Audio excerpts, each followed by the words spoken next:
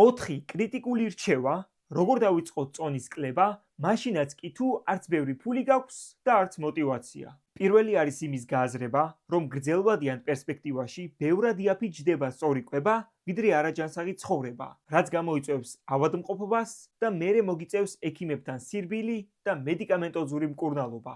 მეორე, დაიწყე პატარ-პატარა ნაბიჯებით. თუ გვიან ჭამოახშამს, ეცადე ვახშმის დრო გადმოწიო და დღის ბოლო კვება მიიღო დაძინებამდე 3-4 საათით ადრე. ეცადე დაიცვა კვებებს შორის 4 საათიანი შუალედი და მაქსიმალურად შეამცირე კვებათა შორის წახემსებები. ასევე შეამცირე სწრაფი ნახშირწყლებიც, როგორებიცაა ცომეული, ტკბილეული, ტკბილი გაზიანი სასმელები, ჩიფსები და ასე შემდეგ. ეს დაგეხმარება მადის კონტროლში და ამით შეამცირებ ტკბილეულზე მოთხოვნილებას. მესამე, შექმენი ზომიერი კალორიების დეფიციტი და არ დაიწყო 700-800 კალორიის მიღება. ზომიერი კალორიების დეფიციტი არის იმაზე 500 კალორიით ნაკლების მიღება, ვიდრე შენს ორგანიზმს სჭირდება იმისათვის, რომ წონა შეინარჩუნოს.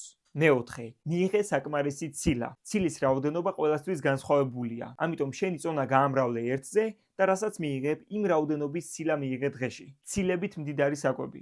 ყველა მიცის, მაგრამ მაინც ჩამოგითვლით. საქონლის ხორცი, ქათმის ხორცი, კვერცხი, თევზი, ოსპი, ლობიო, მუხუდო, ტოფუ და ასე შემდეგ. თუ გსურს ერთად შევადგინოთ ჩვენზე მორგებული ინდივიდუალური კვების გეგმა, მომწერე ინსტაგრამზე და დანარჩენი იქ განვაგრძოთ.